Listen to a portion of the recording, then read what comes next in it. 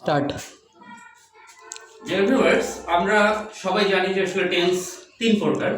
আমরা আসলে যে তিন প্রকার টেন্স জানি সেটা হচ্ছে প্রেজেন্ট, পাস্ট এবং ফিউচার। কিন্তু আজকে আমি যেভাবে টেন্স পড়াবো সেটা আসলে এরকম না। আমিও বলবো টেন্স হচ্ছে তিন প্রকার। সেটা কি কি? সেটা হচ্ছে এক নম্বরে হচ্ছে ইনডিফিনিট, এক নম্বরে হচ্ছে ইনডিফিনিট, দুই নম্বরে হচ্ছে কন্টিনিউয়াস, তিন নম্বরে হচ্ছে পারফেক্ট, এন্ড চার নম্বরে হচ্ছে দুই আর তিন মিলে পারফেক্ট কন্টিনিউয়াস, পারফেক্ট কন্টিনিউয়াস। আমি আজকে কথা বলবো পারফেক্ট কন্টিনিউয়াস টেন্সটাকে নিয়ে। আমরা সবাই পারফেক্ট কন্টিনিউয়াস টেন্স স্ট্রাকচার মুখস্থ করেছি, ঠিক? Present perfect continuous, past perfect continuous, future perfect continuous. আমরা সবাই আসলে কি করেছি? স্ট্রাকচার মুখস্থ করেছি। স্ট্রাকচারটা কি? স্ট্রাকচারটা হচ্ছে পারফেক্ট কন্টিনিউয়াস টেন্স, সেটা প্রেজেন্ট হোক পাস্ট হোক, বা পারফেক্ট কন্টিনিউয়াস টেন্সের স্ট্রাকচার হচ্ছে subject plus have plus been, have plus been plus V1 plus ing plus object বা এক্সটেনশন। আমরা আসলে স্ট্রাকচার সবাই মুখস্থ করি। আচ্ছা, আমরা কি কখনো চিন্তা করেছি যে আসলে এই স্ট্রাকচারটা আসলো কোথা থেকে, বা এই স্ট্রাকচারটা আসলে এরকম কেন? এটাকে আমরা কখনো বোঝার চেষ্টা করেছি?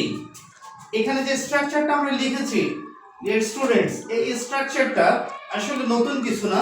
এইখানে আমরা যদি খেয়াল করি, এখানে মূলত কন্টিনিউয়াস এবং পারফেক্ট এই দুইটা টেন্সেরই কি আছে স্ট্রাকচার লেখা আছে। প্রথমে কি আছে?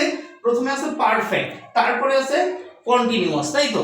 তাহলে প্রথমে আমরা খেয়াল করি এখানে কিভাবে পারফেক্ট এবং কন্টিনিউয়াস দুইটা টেন্সকেই আসলে সমন্বয় করা হয়েছে। পারফেক্ট টেন্সের স্ট্রাকচার হচ্ছে কি?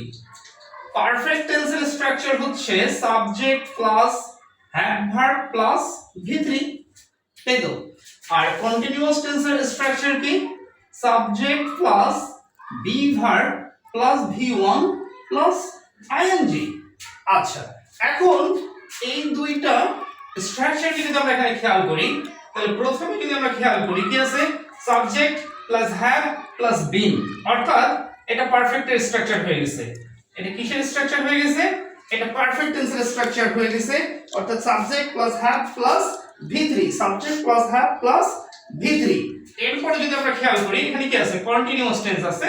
কন্টিনিউয়াস টেন্স হচ্ছে subject plus be verb plus V1 plus ing। তাহলে আমরা যদি খেয়াল করি subject plus be verb plus V1 plus ing, তার মানে আমরা কি বুঝলাম? আমরা যেটা বুঝতেছি সেটা হচ্ছে যে এখানে আসলে পারফেক্ট এবং কন্টিনিউয়াস দুইটা টেন্স যেহেতু আছে, এই দুইটা টেন্সেরই স্ট্রাকচার আসলে এখানে কম্বাইন্ড করে একটা স্ট্রাকচার তৈরি করা হয়েছে। এখন বিষয় হচ্ছে আসলে এটা কিভাবে হলো, এটা কিভাবে হলো এটা আমরা একটু বোঝার চেষ্টা করি। আচ্ছা, আমরা দেখি একটু যে ইংরেজি বাক্যের আসলে স্ট্রাকচার কেমন।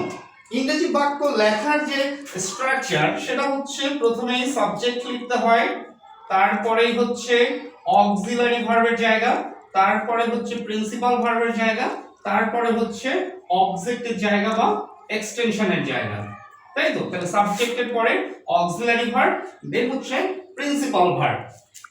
এই ফর্মুলাটাকে যদি আমরা এখানে খেয়াল করি, প্রথমে সাবজেক্টের জায়গা, তারপরের জায়গাটা হচ্ছে কার?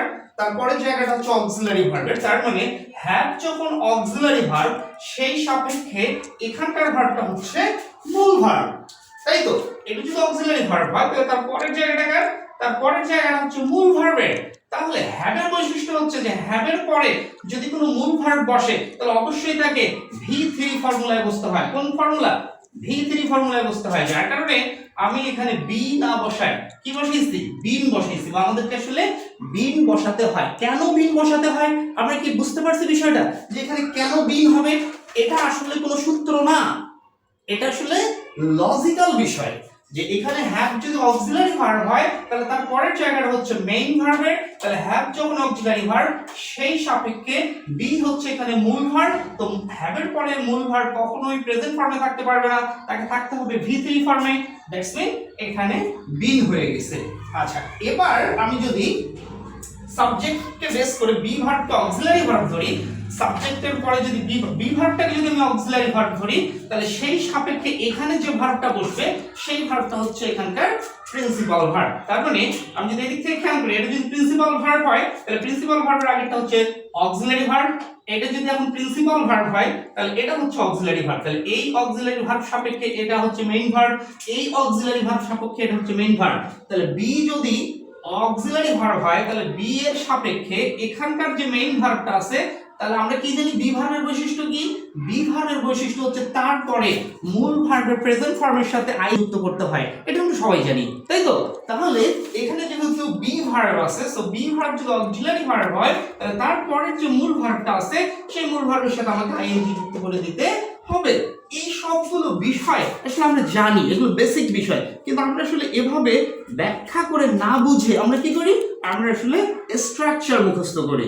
তাহলে আমরা কি দেখলাম যে পারফেক্ট এবং কন্টিনিউয়াস টেন্স, অর্থাৎ present perfect continuous, past perfect continuous বা ফিউচার পারফেক্ট কন্টিনিউয়াস, যেটাই হোক না কেন, এটা কি হয়?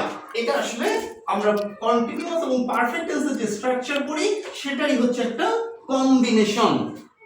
কারা কারা এই বিষয়টি এভাবে আগে থেকেই চিন্তা ভাবনা করেছেন তারা কমেন্ট বক্সে কমেন্ট করে জানান।